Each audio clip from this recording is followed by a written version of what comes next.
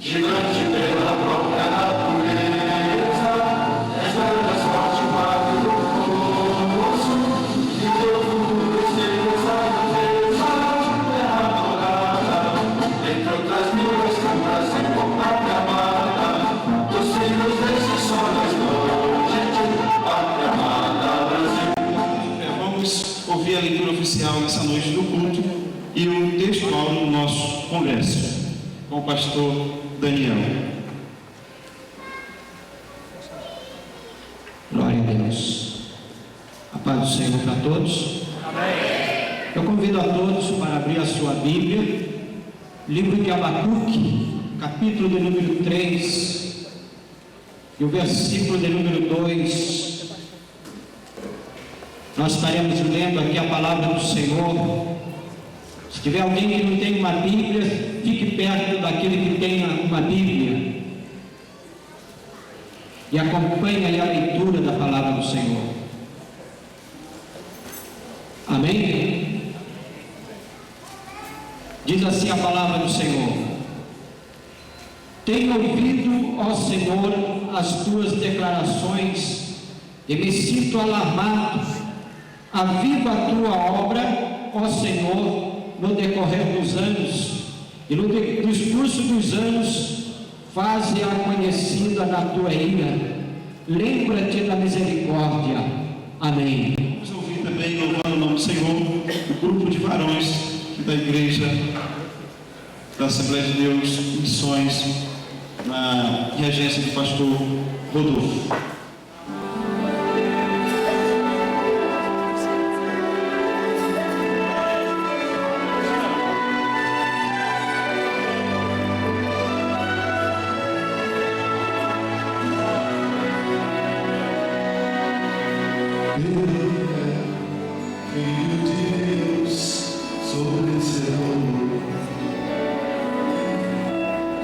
Todo mal, afasta de mim.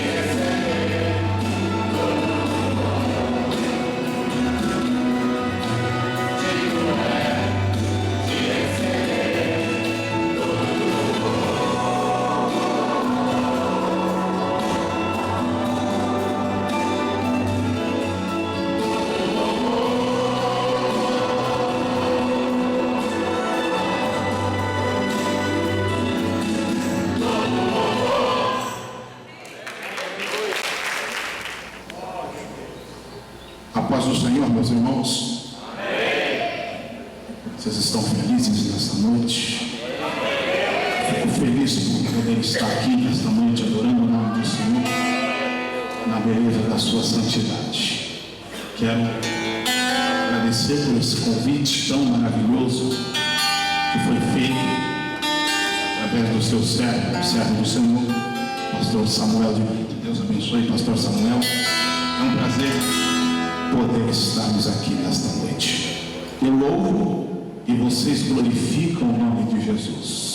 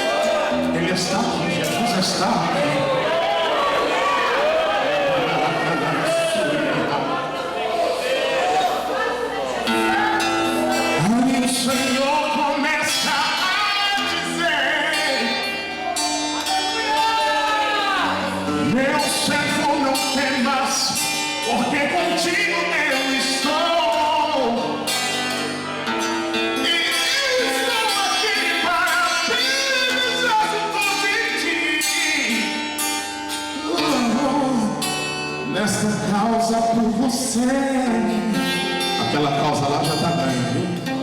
Por você.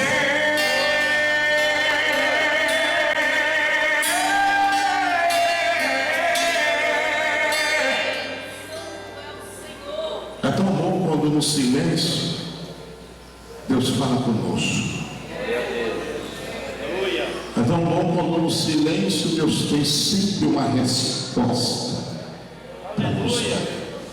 E ele começa a dizer assim: eu não vou deixar você desistir. Não sofra, não fique triste assim. Levante a cabeça, filho, porque estou aqui.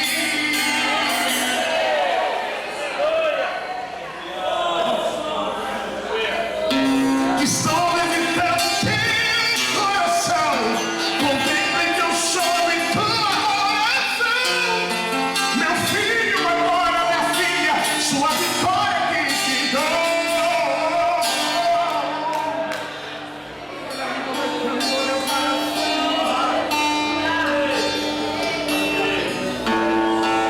Aí o Senhor, ele começa a dizer: meu servo, não temas, porque contigo eu estou. Eu estou aqui para pelejar junto de ti. Oh, nesta causa por você. Por você.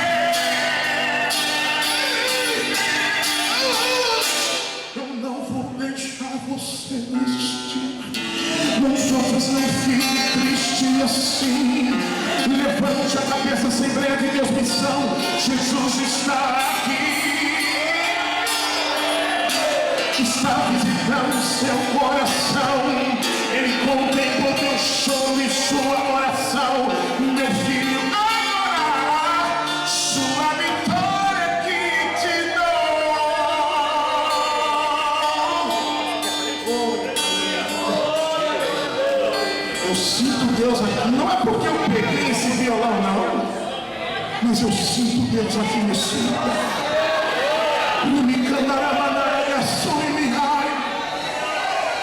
É tão bom quando Deus fala com você, né? Eu não vou deixar você desistir. Não sofra, não fique triste assim. Levante a cabeça, filho, porque estou aqui.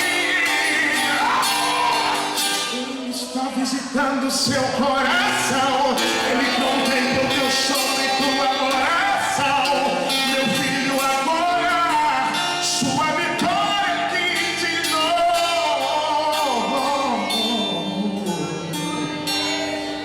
Aqui de novo.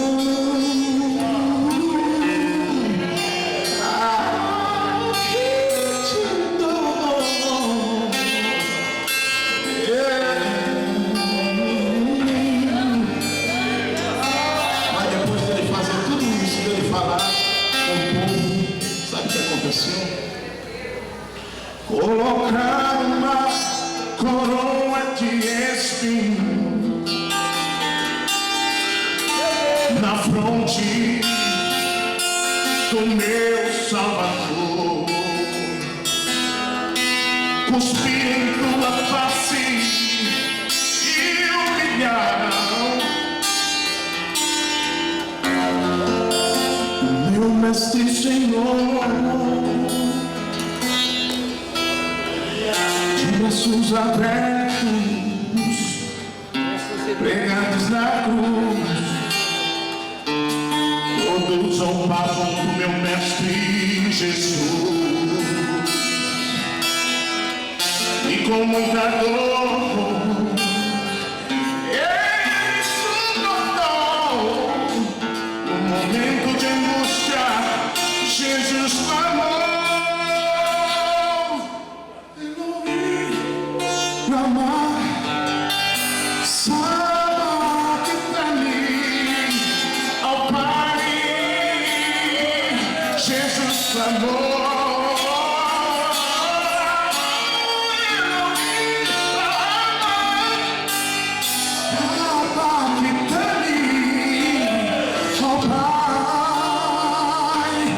Jesus clamou,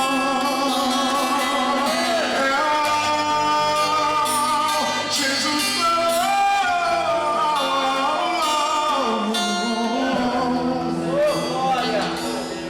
Sabe o que aconteceu?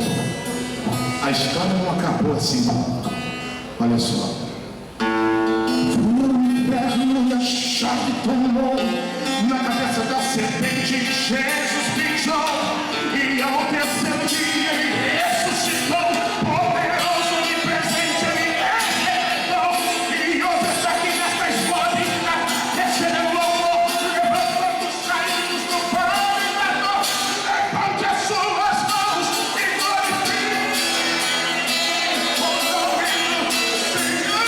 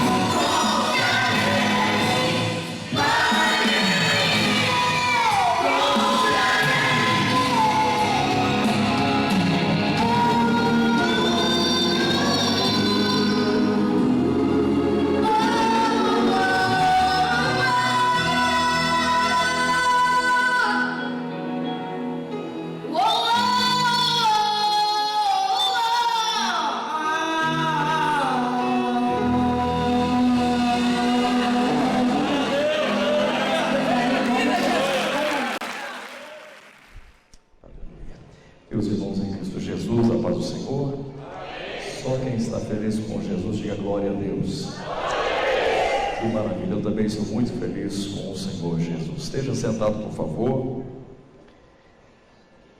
É uma honra para nós estarmos aqui pela primeira vez nessa igreja, recebendo a franquia deste momento, para lhes entregar aquilo que o Espírito Santo já tem colocado ao nosso coração. Alegria que remove o nosso coração em conhecer mais um povo de Deus. Também estar aqui com o vosso pastor presidente. É um privilégio poder conhecer o pastor Samuel. Deus abençoe o senhor, família. Estamos orando pelo senhor. E o senhor muito bem sabe que o nosso Deus é um Deus de milagres. Amém? Aos queridos obreiros, prazer conhecer os senhores. Obrigado pelo carinho. O Clay que nos trouxe ali, Deus te abençoe, viu, campeão? Em nome de Jesus. Obrigado. Rever aqui meu amigo Rodrigo Siqueira. Deus te abençoe, Rodrigo, filho do nosso pastor Edilson Siqueira. É o nosso primeiro secretário da convenção estadual, isso, né? Deus abençoe. Aos que trouxeram uma Bíblia, eu quero ler convosco um texto muito conhecido, que está no Evangelho de São Marcos, capítulo 4, verso 35 a seguir. A palavra do Senhor se renova a cada dia, e esta noite não vai ser diferente. Capítulo 4, verso 35. Esta é a palavra que o Espírito Santo coloca em nosso coração para pensar com os amados neste momento. Quantos acharam podem dizer amém? E naquele dia, sendo já tarde, disse-lhes Jesus: passemos para o outro lado. Deixando a multidão, eles levaram Jesus consigo, assim como eles estavam no barco. Havia também com eles outros barquinhos. Ora, levantou-se um grande temporal de vento e as ondas se arremessavam contra o barco, de modo que ele estava a encher-se de água. Jesus estava na popa dormindo sobre um travesseiro. Os discípulos o despertaram, dizendo: Mestre, não se te dá que pereçamos? E ele, despertando, repreendeu o vento e disse ao mar: cala-te, aquieta-te. Então o vento se aquietou e houve ali grande bonança. Jesus perguntou aos seus discípulos: por que sois assim tão tímidos? Ainda não tendes fé? E eles sentiram grande temor e diziam uns aos outros: quem é este que até o vento e o mar lhe obedecem? Amém? Queridos, pela misericórdia de Deus, eu já pude ouvir muitas pessoas debruçadas, escoradas sobre este texto, extraindo aqui em seus ensinamentos, em suas prédicas, nas suas mensagens, lições maravilhosas, lições espirituais fantásticas que muito abençoaram o meu coração. Também pela misericórdia de Deus, algumas vezes já preguei nesse texto. É bem verdade que, pela graça de Deus, sempre através de uma ótica revelativa diferente, através de um ângulo bíblico inspirativo diferente, mas já preguei nesse texto muitas vezes. E esses dias, pela manhã, fazendo um devocional, o Espírito Santo sensibilizou o meu coração mais uma vez para reler esse texto, desta feita de maneira mais empenhada, mais diligente, mais sensível. E o Espírito Santo me descortinou não somente o texto, mas ampliou os meus olhos espirituais e do conhecimento para também entender o contexto. E ele me fez perceber que todas as vezes quando nós ministramos nesse texto, quando ensinamos nesse texto, quando compomos hinos extraídos deste texto, nós temos uma tendência natural, imediata e automática de sempre olhar para este texto através de uma visão alegórica. Podem perceber na maioria das mensagens que pregamos, na maioria das vezes que interpretamos o texto, na maioria das vezes que percebemos o texto, ou na maioria das vezes que nós aplicamos este texto, quase sempre a nossa mente fica coadunada, entrelaçada sempre a uma visão alegórica. Mas o Espírito Santo, ele me fez perceber que a maneira correta, a maneira ideal, a maneira certa de entender esse texto e o contexto, escute, não é através de uma visão alegórica, mas sim através de uma visão parabólica. Se você puder, diz isso ao seu irmão: a visão correta para entender esse texto não é através de uma visão alegórica, mas sim através de uma visão parabólica. Isso. Os irmãos sabem que a teologia, ela nos disponibiliza muitos recursos que nos ajudam a entender, interpretar e aplicar melhor um texto. Dentre vários recursos, destaco dois neste momento aqui, que é a alegoria e a parábola. Se você me perguntar: pastor Jean, qual a diferença entre alegoria e parábola?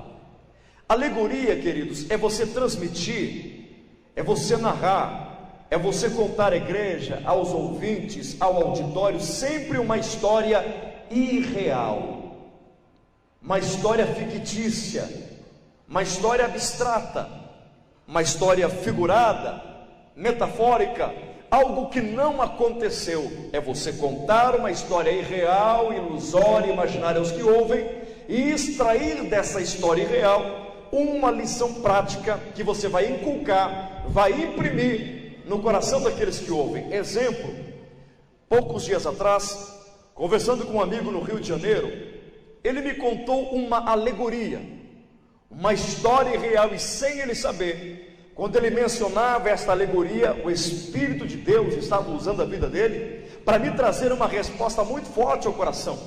Ele me contou com respeito a um certo malabarista que ousou, que atreveu-se a atravessar dois prédios, de um lado ao outro. Ambos os prédios tinham mais que 30 andares, e esse malabarista pegou a sua bicicleta, colocou a sua namorada na garupa, na traseira da bicicleta, e colocando a bicicleta em cima de uma corda de cabo de aço, e apenas segurando na sua frente num varal, numa vara grande, ele, sem rede de escoro, sem rede de sustentabilidade, segurança, de proteção, ele saiu de um prédio e foi pedalando a bicicleta, e com muita destreza, minúcia, habilidade, ele conseguiu chegar até o outro prédio, cujos prédios tinham mais de 30 andares de altura, sem rede de proteção. Quando esse chegou do outro lado, os repórteres, a imprensa, jornalistas se aproximaram dele, aplaudiram, ovacionaram, verbalizaram palavras tais como: você é um fenômeno, você é tremendo, você é sensacional, você é fantástico, que habilidade, que equilíbrio. Ok, e foram embora. O malabarista ficou com um ego todo cheio, né? Obrigado, foi embora. Ficou um último repórter. Esse se aproximou dele e disse: senhor malabarista? Pois não? Todos os outros jornalistas e repórteres que aqui estavam, eles não acreditavam que o Senhor ia lograr êxito. Eles não acreditavam na sua conquista, na sua vitória. Eles não acreditavam que o Senhor ia alcançar tamanha façanha. Todos diziam: vai cair, vai desequilibrar, não vai dar certo, não vai conseguir. Mas eu, o senhor malabarista, fui o único que acreditei no Senhor, que investi as minhas fichas de credibilidade, de crédito, e eu dizia: vai conseguir, e o Senhor conseguiu, e o Senhor é fantástico, o Senhor é sensacional, o Senhor é o cara, o Senhor está de parabéns. O malabarista, mais uma vez: obrigado pelo estímulo, obrigado pelo carinho, obrigado pelo incentivo. Não, tem mais, senhor malabarista. Eu não somente disse para eles que o Senhor teria condições de sair dali e chegar até aqui, como eu disse para eles, com a mesma desenvoltura, com a mesma habilidade, ele tem o mesmo sangue frio, o mesmo equilíbrio de retornar o percurso. O malabarista disse ao repórter: você acredita tanto assim em mim? Acredito. Eu acredito que se o senhor pegar essa bicicleta, o senhor volta agora sem cair e consegue o mesmo êxito. Você bota tanta fé assim em mim? Acredito que o senhor consegue. Acredita? Acredito. Então o malabarista disse ao repórter: monta na garupa, na traseira da bicicleta, e vamos atravessar o prédio agora. Ele não quis, porque uma coisa é acreditar, outra coisa é confiar. Nós não vencemos as lutas do dia a dia porque acreditamos em Deus. Nós vencemos as lutas e somos abençoados por Deus porque nós confiamos no Senhor Todo-Poderoso, o Criador dos céus e da terra. Se você acredita, levante a mão para bendizer e glorificar o seu eterno santo nome. Isso é uma alegoria, é você contar uma história irreal. Na contramão, ao oposto, no inverso, o que é parábola? É você narrar, transmitir, contar ao povo sempre uma história verdadeira, uma história real, verídica, tangível, concreta, palpável, algo que realmente aconteceu. Se vocês lerem os evangelhos com atenção, Mateus, Marcos, Lucas e João, vão perceber que Jesus nunca falou às multidões, Jesus nunca falou aos discípulos por alegoria. Todas as vezes que Jesus falava às pessoas, Jesus sempre lhes falava por parábolas. Se você estiver com a Bíblia aberta no capítulo 4, e vai ser bom tê-la assim, perceba o verso 2 do capítulo 4. Jesus está dentro de um barco, na beira da praia, e ele está ensinando as multidões por parábolas. Chega no versículo 10, os discípulos interrogam Cristo de maneira privada, particular, e diz: Senhor, mais ou menos assim, estas parábolas estão meio que enigmáticas, incógnitas, ocultas, misteriosas. Jesus então diz: às multidões eu conto as parábolas, para vocês eu revelo o oculto, eu revelo os mistérios de Deus. E ele começa então, dentro da sua dissertativa, dentro da sua prédica, ele vai agora falar sobre 3 parábolas aos discípulos. E você percebe que ele conta as parábolas e explica aos discípulos. Verso 21, parábola da candeia. Verso 26, parábola da semente. Verso 30, parábola do grão de mostarda. Preste atenção no verso 33. E com muitas parábolas semelhantes a estas, Jesus lhes dirigia a palavra, segundo o que podiam compreender, absorver, assimilar, entender, discernir. 34. Mas sem parábolas não lhes falava nada, mas tudo explicava em particular aos discípulos. 35. Naquele dia, sendo já tarde, disse-lhes Jesus: passemos para o outro lado. Escute, Jesus está aqui agora contando as parábolas de maneira particular e ensinando. Conta e aplica, conta e extrai uma lição de moral, conta e tira disso uma verdade fundamental. Perceba que enquanto Jesus está ensinando as parábolas, no momento em que ele está ensinando, sem haver hiato, sem haver interrupção, distanciamento da sua metodologia educacional, no transmitir o ensinamento de cada parábola, junto a isso, ele convida os discípulos: vamos entrar no barco e vamos atravessar para o outro lado do mar da Galileia. Percebam que Jesus está ensinando os discípulos e ao mesmo tempo convida-os a entrar no barco. Escute, quando os discípulos entram no barco aqui, sem eles saberem, a partir deste momento, eles serão os personagens centrais de uma grande parábola. Jesus vai se utilizar dessa travessia do mar da Galileia, de um lugar ao outro, de uma margem a outra, para usar essa travessia como uma parábola, cuja parábola eles jamais se esquecerão o resto de suas vidas. Jesus, nessa travessia, ele vai extrair daqui lições parabólicas revolucionárias, lições tão fortes, tão contundentes, tão enfáticas, tão categóricas, que os discípulos vão ter aqui agora as suas estruturas chacoalhadas, sacudidas e estremecidas. As lições parabólicas, escute, que Jesus vai ensinar aos discípulos agora, são lições parabólicas que nós, com muito temor e tremor, vamos recapitulá-las agora, vamos reobservá-las, vamos reensiná-las. São lições fortes, com toda certeza vai mexer com a sua estrutura, você vai se sentir bastante desconfortável em vários momentos, mas no final de tudo, o nome do Senhor vai ser glorificado na sua vida. Preparado para as lições parabólicas que Jesus ensinou aos discípulos e vai nos ensinar agora? Amém? Respira fundo aí primeiro. Diga para o teu irmão: abaixe a sua guarda crítica teológica, ouça primeiro e depois exerça o teu juízo. Amém?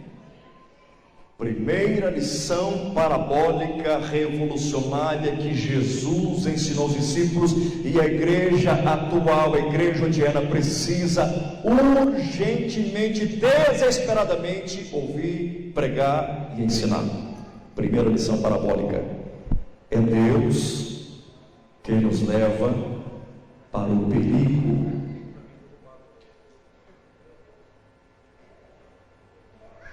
Diga para o teu irmão: é Deus quem te leva para o perigo. Não, pastor Jean, não, mas se nós formos observar o número, a gama, o bojo de mensagens que são pregadas hoje, pastor Jean, elas não falam sobre isso. É verdade, elas não falam sobre isso. Os hinos que estão sendo cantados, eles, é verdade, eles também não falam sobre isso. Pastor Jean, o que eu tenho aprendido é que o diabo me leva para o perigo. Não, o diabo não te leva para o perigo.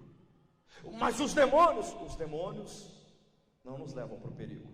Os nossos inimigos então, não, os nossos inimigos, nem diabo nem demônios nos levam para o perigo. Quem nos leva para o perigo se chama Deus.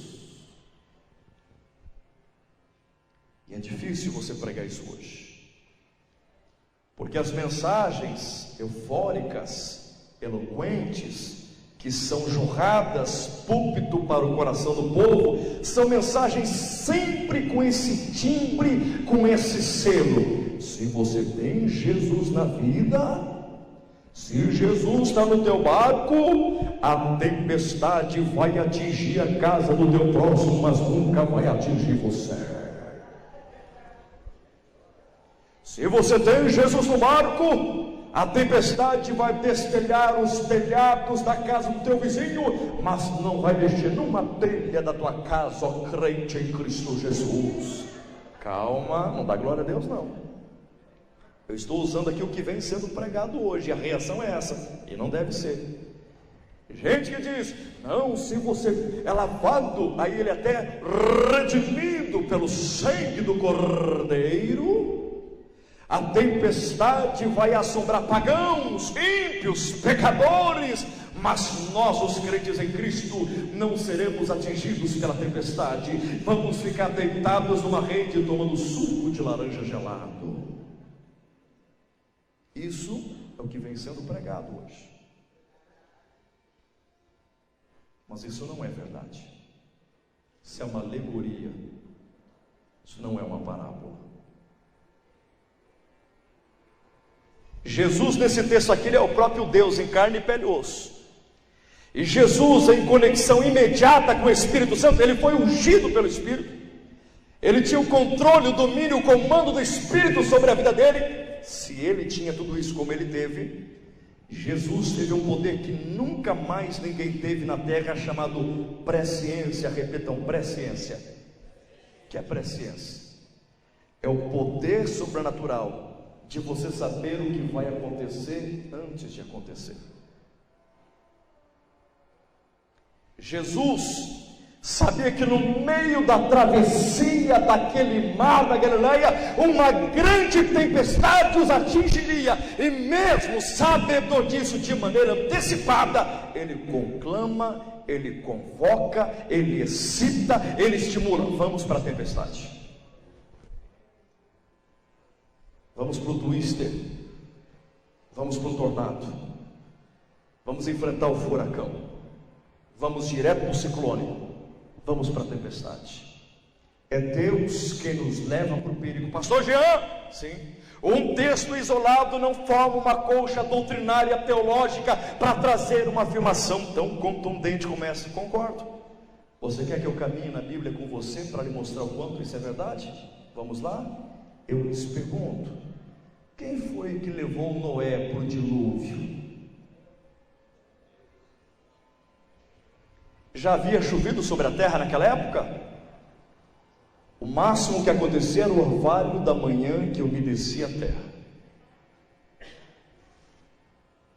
E Deus de repente escancara as comportas de cima, escancara as comportas de baixo, inunda a terra e diz: Noé e família, vão para dentro do dilúvio. No capítulo 12 de Gênesis, quem foi que tirou Abraão do meio da sua parentela, dos seus, e os fez andar para uma terra que Deus não tinha mostrado? Vai andando, vai andando, vai andando, vai andando.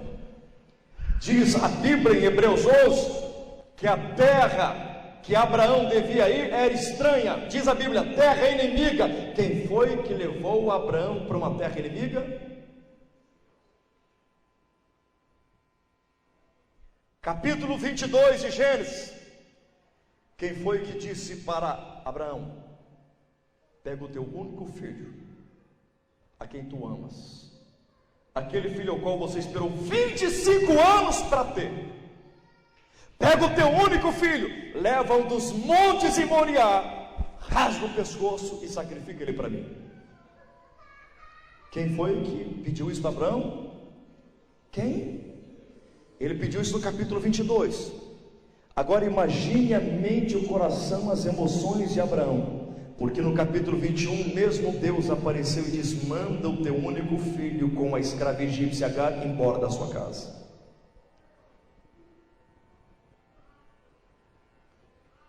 Já tinha perdido um filho, agora Deus manda matar o verdadeiro, numa terra onde todos adoravam a Moloque. O deus Moloque era cultuado assim. Os primogênitos, os primeiros filhos, eram colocados dentro de uma estátua, e na barriga dessa estátua os primeiros filhos eram queimados. Abraão era o único que não servia a Moloque, servia a Jeová. Agora Deus diz: pega e mata o teu primogênito. Falei que ia mexer com as suas estruturas. Você se sentiu um pouco desconfortável, mas quem tem ouvidos ouça para ouvir o que o Espírito está falando à igreja essa noite. Quem foi que levou Isaac no capítulo 26 a ficar numa terra cujo nome era Gerar? Tem nome de imperativo de verbo, gerar. Mas a terra não gerava nada, ressequida, compacta, estéril e frutífera, morta. As pessoas saíam de Gerar e iam para o Egito buscar provisão, e Deus diz para Isaac: você não, você fica nessa terra seca. No capítulo 32 de Gênesis, quem foi que levou Jacó até as terras de Seir, no território de Edom, a encontrar-se com Esaú? Jacó era irmão gêmeo de Esaú. Jacó tinha roubado a bênção da primogenitura de Esaú, tinha enganado Esaú, tinha usurpado a bênção de Esaú. Esaú queria matar Jacó, e Deus diz: vai encontrar com teu irmão e pede perdão.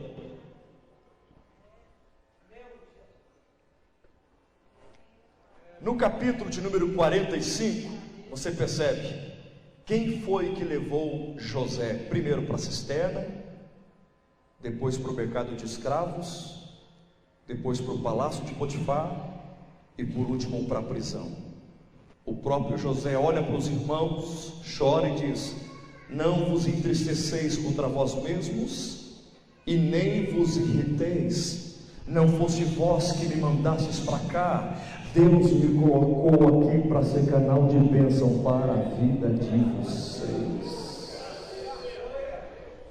Êxodo no capítulo 3, quem foi que chegou atrás do deserto, se revela numa sarça ardente e fala com um homem cujo homem já tinha perdido o vernacular, o poder de oratória que ele aprendeu no Egito, aquele poder de desenvoltura de palavras. Lá estava Moisés,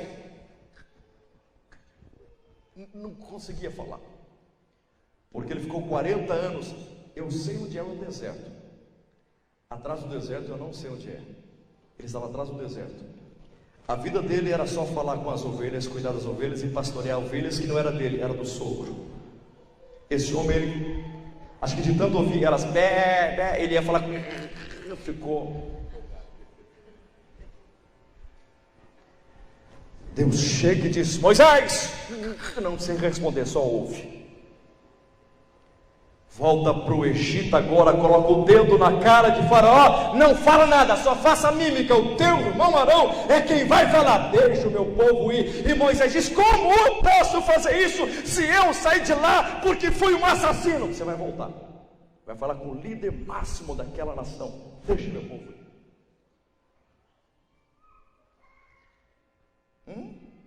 Quem foi que tirou Israel do Egito com mão forte, mas colocou numa encurralada? O próprio Deus, em Êxodo 14, diz: eu encurralei-vos para mostrar a Faraó o meu poder. À esquerda, deserto, à direita, rochas, grandes cânions, à frente, o mar vermelho fechado, e atrás, Faraó com os egípcios em caos. E Deus levou Israel para ali. Capítulo 1 de Josué. Quem foi que levanta Josué como capitão do exército de Israel e diz: a partir de hoje você é o líder, faz esse povo entrar na terra?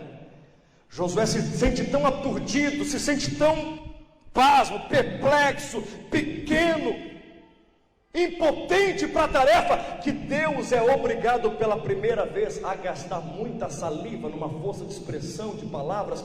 Deus teve que dar uma bezetacil de ânimo em Josué, teve que aplicar uma penicilina de alegria, de entusiasmo, dizendo: como fui com Moisés, serei contigo, onde pisar as plantas do teu pé, este lugar eu vou te dar. Então apenas se esforça, anima-te, não temas, não vai nem para a esquerda nem para a direita, fica com a minha palavra, te farei próspero, bem sucedido, medita nela de dia e noite, eu serei com você. Deus teve que chacoalhar Josué. Por quê? Porque a vida dele era só viver perigo, 35 reinos para vencer.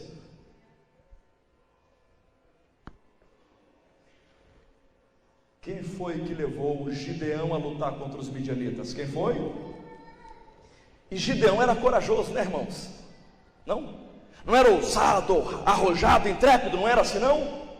Quem era Gideão? Tímido, introspectivo, inferiorizado, pequeno. Deus chega e diz: agricultor, pois não, a partir de hoje você é o líder de Israel para uma grande luta contra os midianitas. Vou te usar para libertar os israelitas das mãos dos opressores. Deus pega um agricultor que não entende nada de alma para ser capitão de um outro exército, agora um líder. Escute isso. Gideão está aqui, olha a cena, e 32 mil soldados, agricultores atrás, 32 mil israelitas. Olha o líder aqui. Se o líder estava assim todo trêmulo, imagine como é que estavam os liderados. É como se, mais ou menos, uma conjectura minha, quem sabe Deus falou assim: ô Gideão, que é que você está com tanto medo assim do exército? Só temos 32 mil contra 120 mil, 32 mil para 120 mil, não dá. Ah, é verdade, não dá. Está vendo como não dá? Não dá. Você quer que eu mexa no exército? O que eu mais quero? Eu vou mexer. Ah, ele vai mexer no exército, vai mexer. Vai, vou mexer. Manda 31.700 soldados para casa. Só vai lutar com 300 agora.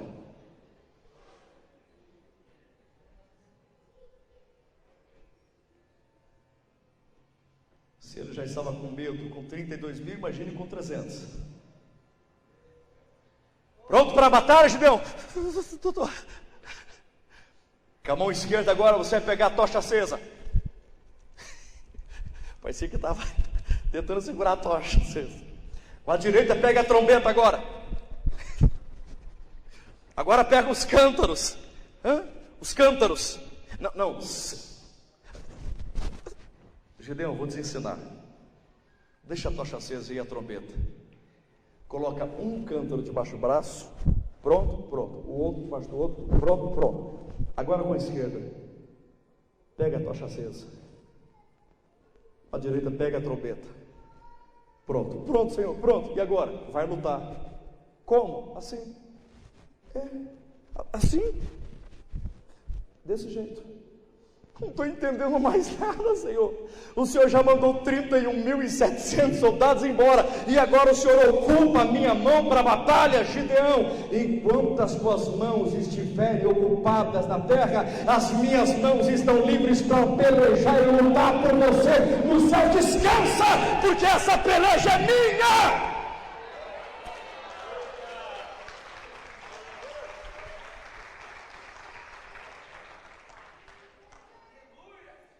Poderia continuar com qualquer um aqui, querido, com Esté, com Daniel, com os 3 hebreus, com quem você quiser. Me mostre um homem que Deus não levou para o perigo, para que não haja dúvida. Ele levou o próprio filho. Diz a Bíblia que depois de Jesus ser batizado no Jordão, imediatamente o Espírito Santo levou Jesus para o deserto, a fim de ser tentado pelo diabo. A pergunta que fica é essa, pastor Jean: por que Deus nos leva para o perigo? Pergunta por que Deus nos leva para o perigo? Pergunta para ele aí, não é pecado não. Quer saber mesmo por que Deus nos leva para o perigo? Eu não sei se a resposta vai melhorar a situação, mas vamos lá. Em primeiro lugar, Deus só nos leva para o perigo porque Ele nos ama muito. Não melhorou, né? Vamos para a segunda. Deus só nos leva para o perigo porque Ele quer nos revelar qual é o nosso verdadeiro perigo. Não entendi, vou explicar. Deus, quando te leva para o perigo, é porque Ele quer te mostrar qual é o verdadeiro perigo. E se há um verdadeiro perigo, significa dizer que também há um falso perigo. Qual é o verdadeiro perigo? O verdadeiro perigo é onda encapelada, é mar revolto, é mar bravio, é isso? É tempestade o nosso maior perigo? Não! Nosso maior perigo não é a tempestade. O nosso maior perigo se chama calmaria, tranquilidade, ociosidade, estabilidade, conforto, comodismo, abundância. Este é o nosso maior perigo. Perigo para mim e para você não é tempestade, porque onda encapelada, mar furioso, revolto, vento contrário não nos mata. Isso não tem poder de nos matar. Isso nos empurra para mais perto de Jesus, a fim de dizermos: quem é este que tem o poder sobre o vento e o mar? Tempestade não nos mata.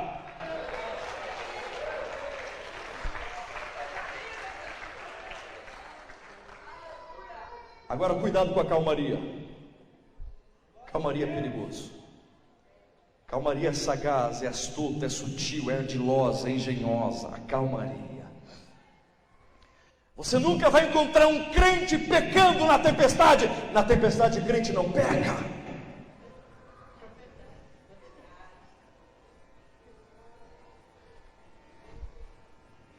Tempestade, você coloca a boca no pó, joelho no chão, levanta de madrugada, fala com Deus, ouve Deus falar.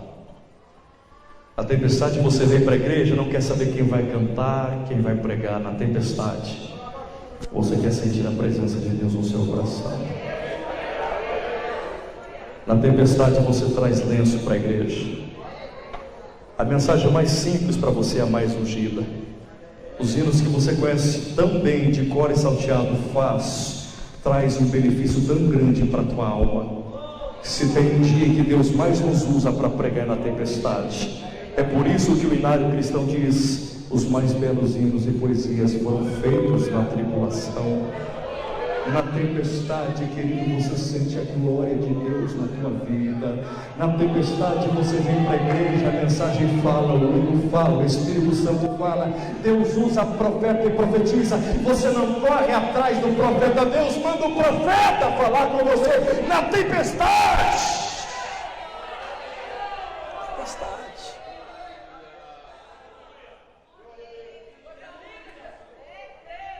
Você não vai ver crente na Bíblia pecando na tempestade, mas na calmaria você vê Adão e Eva no paraíso pecando.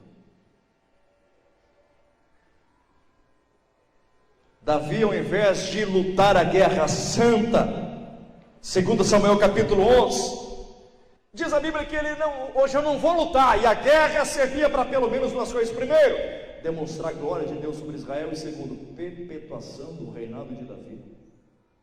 E Davi diz: não vou lutar.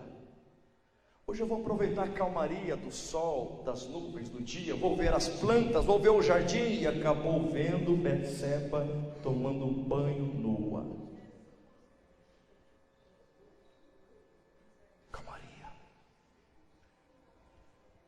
Na calmaria, o filho pródigo enche o bolso de dinheiro, pega a herança que lhe era devida e diz: pai, tchau! E deixa o pai, deixa o abraço, deixa o aconchego, deixa o carinho, deixa o investimento e vai embora. Quando ele entra em tempestade existencial, ele diz: meu Deus, os trabalhadores do meu pai têm o que comer, e eu quero comer comida de porco. A tempestade faz com que o filho pródigo diga: vou voltar para casa. Meu pai vai fazer de mim um dos seus jornaleiros. E quando ele volta para casa, o pai não faz dele um jornaleiro, mas o pai faz dele notícia, manchete, para colocar no jornal dizendo: o meu filho voltou.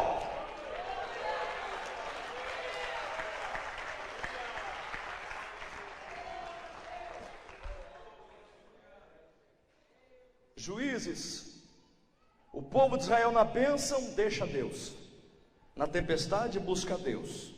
Na tempestade Deus faz milagre, recebe milagre e se afastam, apanham dos inimigos, a tempestade clamam Deus, e essa é a vida deles. Está entendendo por que de vez em quando Deus precisa mandar uma tempestadezinha para você? Deus não manda tempestade para te matar, querido.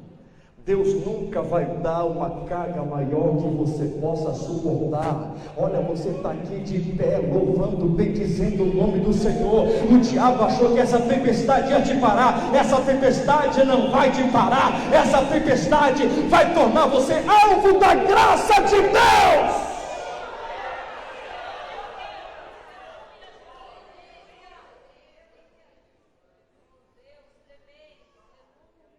Queridos, Jesus não veio para quem está em calmaria. Jesus só veio para quem está na tempestade. É por isso que Ele é socorro bem presente nesta hora.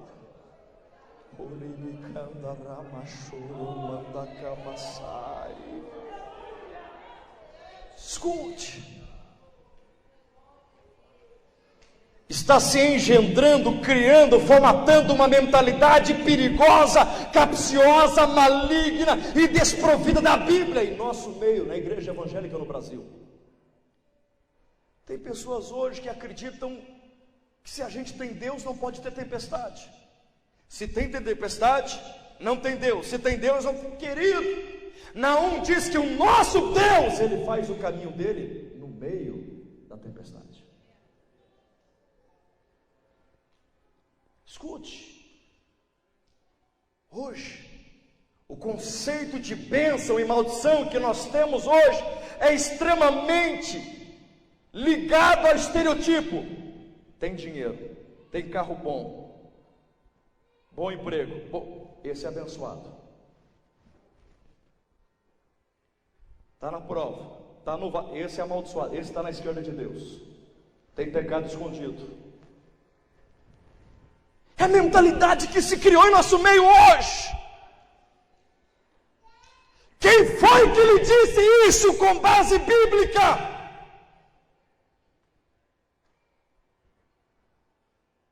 Olha o que Jesus diz nas bem-aventuranças em Lucas 6. Quando você puder, chegue em casa, leia esse texto todo. Olha o que Jesus, olha quem é que Jesus chama de bem-aventurado, de alegre, de sortudo, de feliz, de alvissareiro, de festivo. Olha, ele diz: bem-aventurados os que têm fome, os que têm sede, os que choram, os pacificadores, os misericordiosos, os que são caluniados, injuriados pelo meu nome. É quem está na tempestade que tem o olhar de Jesus, a compaixão de Jesus, o aplauso de Jesus.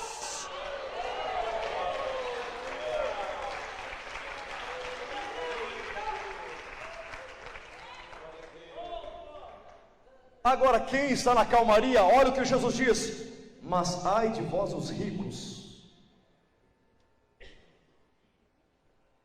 ai de vós os que rirdes, ai de vós os que têm desconsolo, ai de vós cujas pessoas os outros falam bem de você, ai de vós.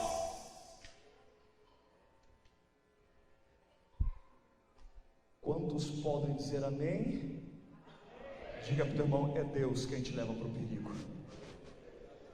Segundo, verso 36, depois de ouvir isso, dilate o seu coração para glorificar a Deus com toda a força da sua alma. Depois de ouvir, verso 36, segunda lição parabólica que Jesus ensinou aos discípulos e que precisamos reaprender. Deixando a multidão, eles levaram Jesus consigo no barco.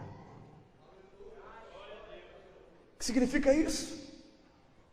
Deus só vai nos levar para o perigo se Ele puder ir junto com a gente para o perigo. Guardou isso no coração?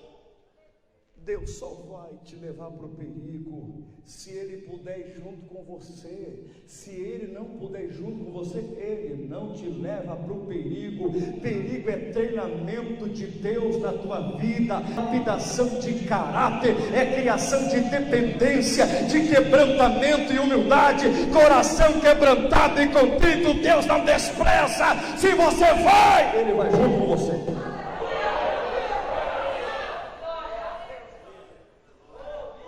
É por isso que Davi disse: ainda que eu ande pelo vale da sombra da morte, não temerei mal algum, porque tu está comigo. É por isso que Isaías diz, capítulo 43, verso 2: se passares pelas águas, eu serei contigo.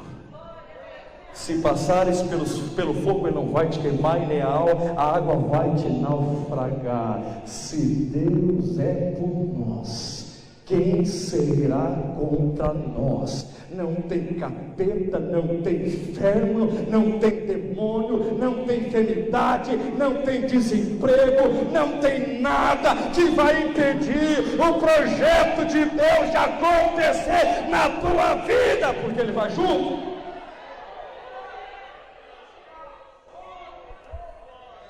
Me mostre uma pessoa que Deus levou para o perigo e não se utilizou do perigo para ir junto e para derramar agora dele no perigo. Me mostre uma.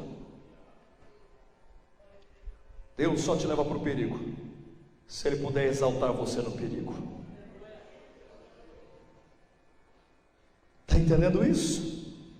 Há 2 semanas, repitam, 2 semanas, estávamos aqui em São José dos Campos, almoçando eu, meu irmão Heber, pastor Edson e o pastor Ali Jairo de São José dos Campos. Domingo, ensolarado, bonito, na Avenida Andrômeda, muito calma em São José dos Campos, um restaurante que só nós estávamos ali. De repente uma criança de 4 anos entra gritando: meu pai, ajuda meu pai, ajuda meu pai. E ninguém conseguiu entender nada. A criança gritava, a criança batia o pé, esperneava. Aquilo mexeu comigo, eu saí para ver o que estava acontecendo. Quando eu saio na porta do restaurante, eu vejo um senhor japonês de 50 anos de idade, aproximadamente, com um rombo, um rasgo na cabeça, muito sangue no corpo, e dois motoqueiros, porque estavam com um capacete na cabeça, estavam batendo naquele homem, chutando aquele homem, ferindo aquele homem. E a mulher dele, dava para perceber que era mulher, gritava: solta, solta, pelo amor de Deus. E os camaradas batendo. Aquele impulso, pastor, aquele impulso, eu achei que tinham atropelado o senhor. Ele foi reclamar com os rapazes, e os rapazes estavam agredindo ele. No impulso, no caso do meu temperamento, a minha personalidade, assim, no impulso, quando eu vi, eu já estava lá e tinha empurrado eles do lado para poder segurar o senhor. Ele estava desfalecido, estava os olhos roxos, todo inchado. E quando eu estou segurando ele ali para ele não cair, não desfalecer, eu escuto o meu irmão gritando: Jean, pelo amor de Deus, sai daí, sai daí. Quando eu viro, eu percebo que estou no meio de uma tentativa de sequestro. E o homem estava lutando contra dois assaltantes. Só deu tempo de eu soltar o homem e me virar. O flash fica impregnado na mente ainda. O assaltante veio e colocou a arma no meu peito, olhou bem nos meus olhos e disse: morra. Eu falei: Jesus da minha vida. E ele disparou 4 vezes. 1, 2, 3, 4. Para a glória de Deus, todas as balas pipocaram.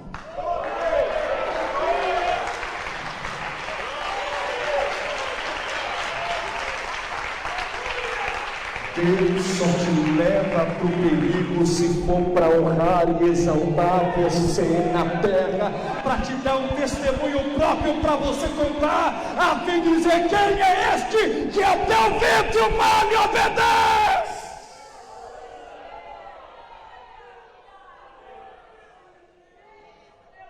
Oremachuri me caramandasúria,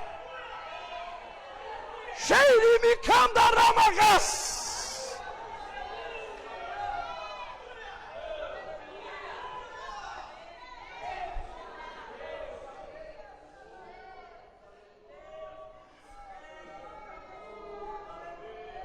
Se Deus te leva para o perigo, é porque Ele faz junto com você. Guarde isso, guarde isso, guarde isso, guarde isso, guarde isso e guarde isso.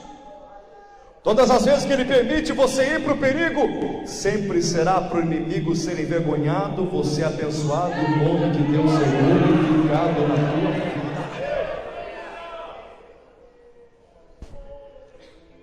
Preciso terminar rápido. Parte última do 36. Havia também com eles outros barquinhos. O que significa isso?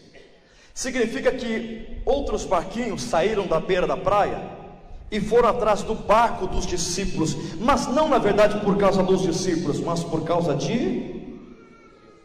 As pessoas quando vêm atrás de nós, não vêm por causa de nós, mas por causa de Jesus. Então perceba que, querendo ou não, o barco dos discípulos influenciou, atraiu. O barco dos discípulos foi responsável por levar outros barquinhos para dentro da tempestade. Cuidado, querido. Cuidado, porque através de nossas palavras, atitudes e exemplo de vida, nós podemos levar outros para dentro da tempestade. Uma palavra ferina, uma palavra de crítica, uma palavra de difamação, de fofoca, de calúnia, uma palavra terrível, ela pode colocar muita gente dentro de uma tempestade. O nosso mundo hoje é isso. Qual é a radiografia do nosso mundo? Vidas levando outras vidas para a tempestade. É pai levando filho, é filho levando pai, esposo levando esposa, esposa levando esposo, professores levando alunos, alunos levando professores, irmãos levando irmãos, pastores levando ovelhas para a tempestade, ovelhas levando líderes para a tempestade. Esse é o nosso mundo. A unção de Deus que está na sua vida não é para levar os outros para o fundo do poço. A unção de Deus na tua vida não é para derrubar ninguém, machucar ninguém e levar ninguém à lona. A unção de Deus na tua vida é para resgatar, para levantar, é para ajudar quem está na tempestade. Mas aí você diz assim: mas pastor Jean, calma aí, vamos fazer uma hermenêutica mais apurada aqui. Não está dizendo que por causa do barco dos discípulos os outros entraram na tempestade? Sim, estou dizendo isso. Mas irmão Jean, de maneira escrita, isso não está na Bíblia. É verdade. A Bíblia não diz aqui que outros barquinhos estavam na tempestade, mas a Bíblia diz que os discípulos estavam na tempestade. Sim ou não? Então vamos pensar dessa forma rapidamente para encerrar. Os discípulos estão aqui, outros barquinhos estão lá. Os discípulos estão junto com Jesus no barco. Eles estão felizes pelo sol, pelas nuvens claras, pelo dia lindo, o mar tranquilo, brisa suave. Quem sabe estão ali conjecturando: que bom, olha como é bom poder servir a Jesus. Com Jesus é isso: segurança, bonança, abundância, quietude. Olha como é bom. Nós estamos aqui do lado do Criador dos céus e da terra, de quem demônio foge, morte foge, ninguém pode com ele. Que maravilha, olha Pedro, como é bom ter Jesus. Com Jesus a gente não tem problema.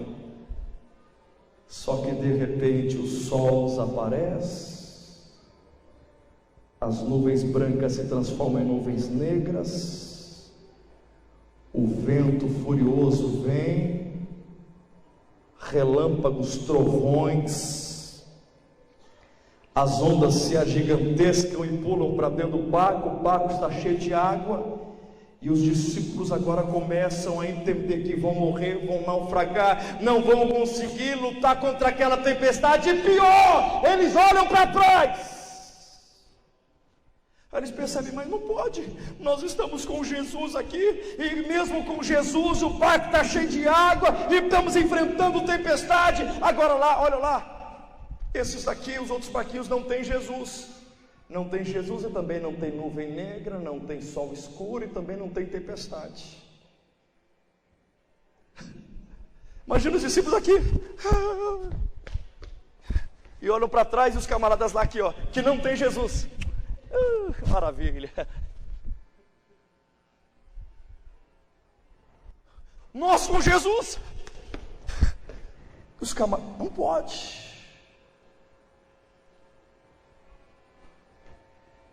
Vai ser difícil o que eu vou lhe dizer, mas receba em nome de Jesus. As tempestades vão nos atingir, mesmo com Jesus no barco.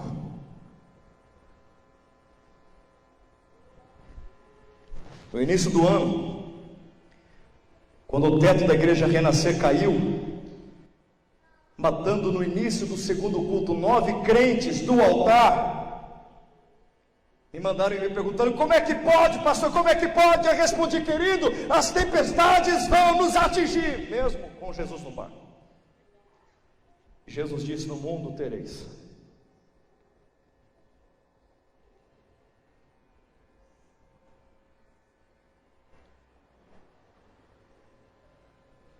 Escute isso. Jesus disse que aquele que ouve a sua palavra e pratica é comparado com o homem que constrói a casa sobre a... Aquele que ouve a palavra e não pratica, ele compara o homem que constrói a casa sobre a...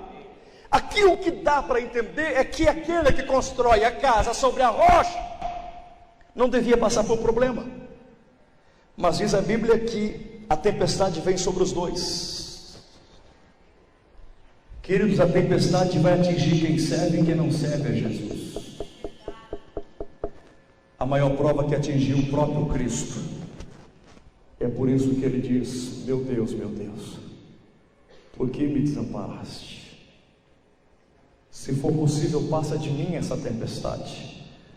Todavia, cumpra a sua vontade na minha vida.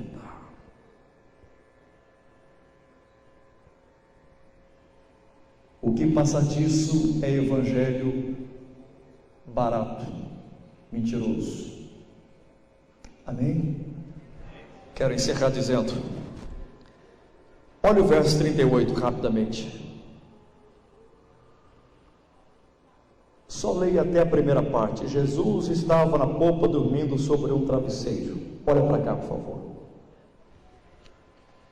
Perceberam que do início da mensagem até esse ponto aqui, a mensagem ela é melodramática, ela é nostálgica, ela é melancólica, ela é confrontativa, ela é... Perceberam? Agora o verso 38 parece que ele está no lugar errado, não combina o verso 38 com tudo que nós estamos pregando aqui. Parece um filme de terror e no meio do filme de terror um filme de comédia. Jesus estava na popa, dormindo sobre um travesseiro. Eu não sei se o senhor já esteve aqui, pastor Samuel, no Mar da Galileia. Pela misericórdia de Deus, o ano passado nós estivemos lá. E na travessia, com um grande barco para mais de 500 pessoas, na travessia desse mar, que na verdade não é mar, isso daqui é um lago, é uma grande poça de água, que fica numa região muito baixa. Esse lago aqui de Genezaré, de Tiberíades, Quinerete, ou o Mar da Galileia, como queiram, ele fica 208 metros abaixo do nível do mar do Mediterrâneo. Num lugar de muita depressão, lugar profundo, cheio de montanhas, de encostas. Quando nós estávamos atravessando esse lago aqui, o guia parou o barco e disse para nós: pelo menos 3 vezes durante o ano, acontece um fenômeno aqui chamado de vento ciro-africano.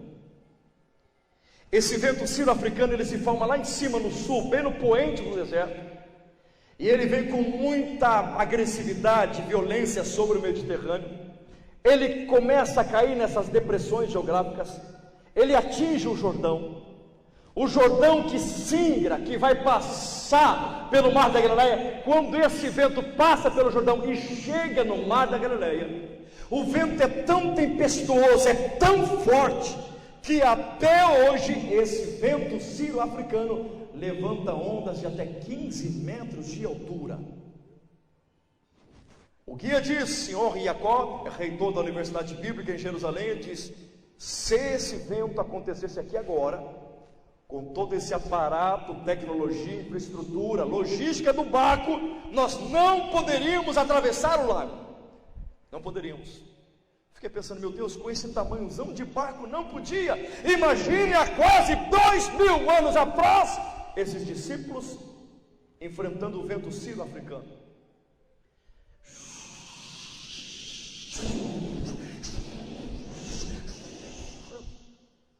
E os camaradas num barquinho, e o barquinho,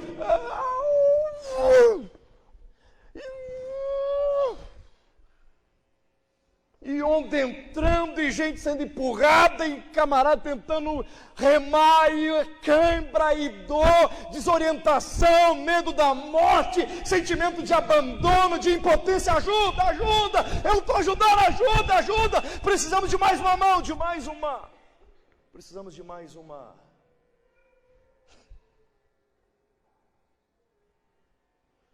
A mão de quem eles precisam está dormindo. No meio daquele pânico, daquele desespero todo, eles vão ficar inquietos, irritados, revoltados com um barulho que não é mais das ondas e nem do mar, nem dos ventos. Eles vão ouvir um barulho e vão ficar muito nervosos. E o barulho mais ou menos é o seguinte: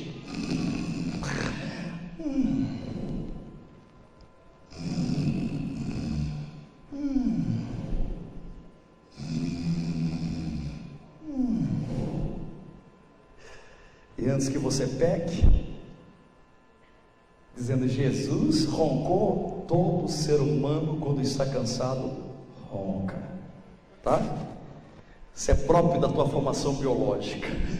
O cansaço produz isso. E diz aqui, sendo já tarde, Jesus estava descansando. Os discípulos olham para trás, diz a Bíblia, os discípulos foram despertar o mestre, gritando, revoltados: mestre, não te dá que pereçamos. Imagina Jesus dormindo. Olha o que os discípulos vão dizer para ele: o senhor não está percebendo que nós vamos morrer? Aí Aí Jesus está tentando entender o que é que eles estão dizendo. Eles estão me dizendo que eu, o autor e consumador da vida, vou morrer.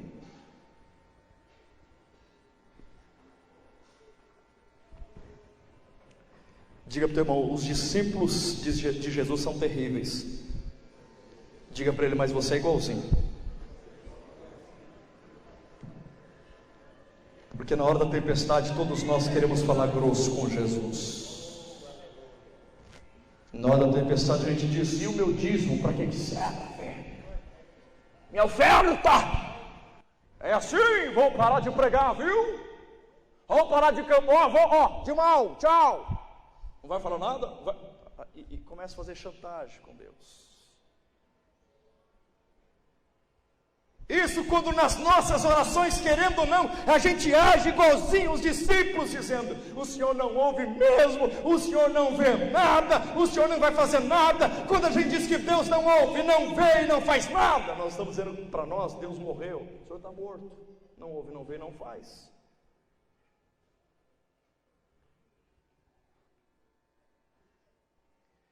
Mas diz a Bíblia que quando eles despertam Jesus, o original do texto no grego diz, e saltando Jesus.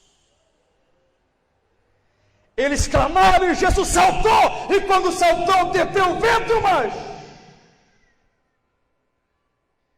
eu profetizo que Deus te trouxe aqui essa noite, para saltar diante do teu problema, para saltar diante dessa tua aflição, adversidade, e Jesus vai dizer o que disse naquele momento.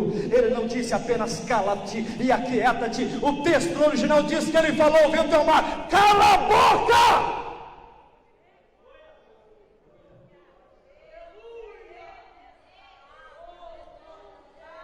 Profetiza em nome do Pai, do Filho e do Espírito Santo, com respaldo e autorização bíblica. Jesus vai repreender essas vozes que estão te amedrontando, te colocando medo, intimidando a tua vida, vozes do pessimismo, vozes do negativismo, vozes que estão te assombrando. Jesus vai dizer para essas vozes, cala a boca!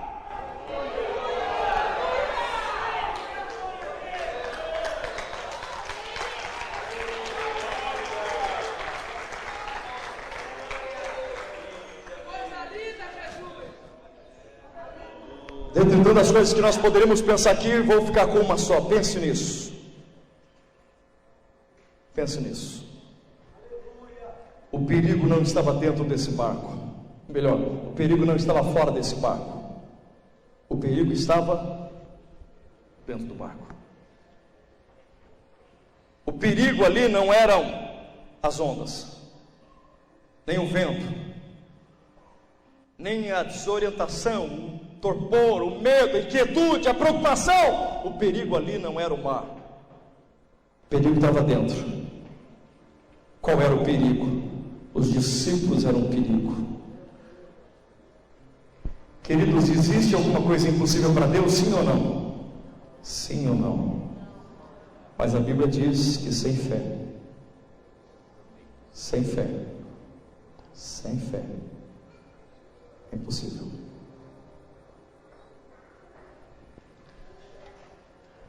O mais difícil para Jesus não é repreender o vento e o mar. O mais difícil para Jesus é fazer você confiar nele. Já fez tanta coisa por você, já te tirou de tanta enroscada, já acalmou tantas tempestades. Querido, essa é mais uma. Essa é mais uma. Essa é mais uma. A palavra dele para você, essa vai ser hoje. Hoje vai ser essa. Chegou bonança para a tua casa. Chegou bonança para a tua vida. Chegou bonança para a tua família. Chegou bonança para o teu ministério. Chegou bonança para o teu corpo físico. Eu profetizo um avivamento de fé essa noite. O Senhor vai avivar a tua fé no meio da escuridão. O Senhor vai avivar a tua fé. Receba avivamento agora da tua fé. Receba ânimo, receba entusiasmo, receba vigor, receba coragem, receba ousadia, receba determinação, receba arrojo, receba intrepidez, receba empenho, receba paz, receba quietude, receba tranquilidade para a alma, cura para o teu espírito. A tua mente é mente de Cristo, a tua mente não é mente de derrotado. Deus é poderoso para acalmar essa tempestade.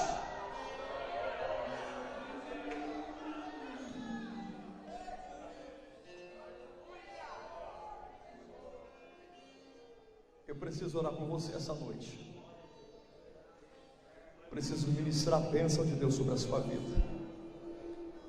Se você crê que o Espírito Santo está falando contigo essa noite, se você crê que hoje você vai ver essa bonança, essa quietude chegando para você, e que essa tempestade será cessada pelo poder do nome de Jesus, saia do teu lugar agora, vem aqui à frente. Eu preciso orar por você.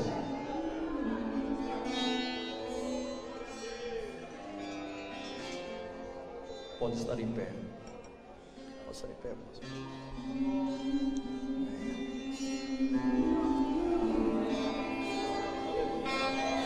feche seus olhos. Meu Deus e meu Pai, Tu tens me chamado para pregar a Tua palavra. Eu sou tão pequeno, limitado, falho.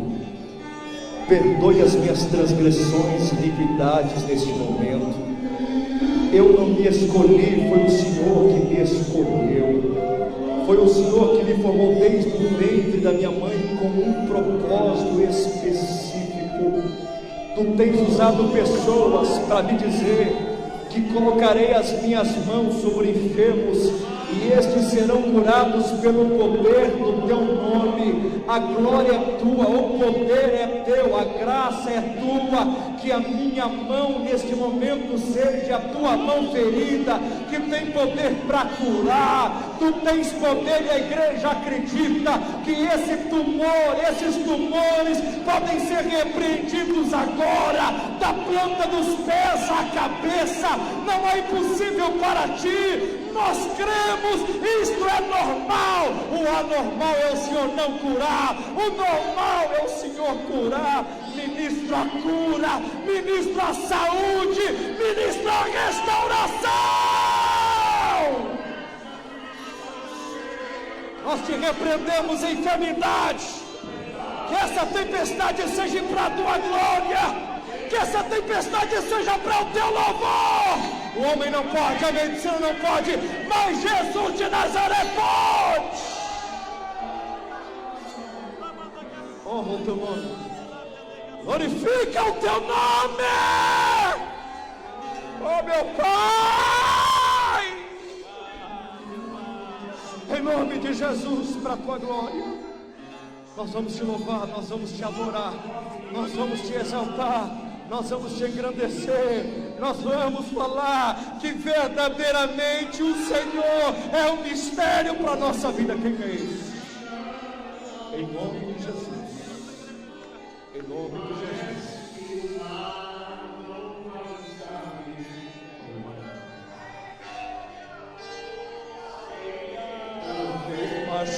Me queira, mando saia.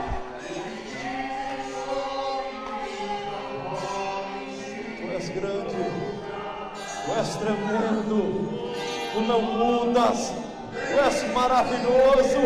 A morte não tem poder, a enfermidade não tem poder, o desemprego não tem o poder, a aflição não tem o poder. O Senhor diz: eu venci. Receba cura para a tua vida agora, receba ajuda, receba consolo. Urimiqueri mandarabashuria. Urimiqueri mandoserimandas. Deus é Deus.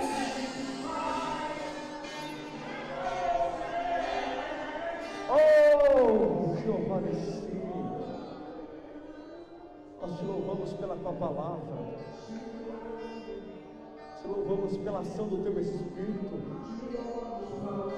Tu falaste conosco, tu és o Deus dos milagres. João 21 e 25 diz que não haveria no mundo papéis, celuloses, pergaminhos que pudessem agasalhar todos os milagres que o Senhor realizou. Hoje é noite de milagre, Jesus. Hoje é noite de milagre. Receba a glória, receba o louvor, receba a adoração. Recebe, recebe, recebe, recebe, recebe. Vidas serão mudadas, vidas estão sendo tocadas. O Senhor está estendendo o cetro de misericórdia. Receba a bênção de Deus agora, agora, agora.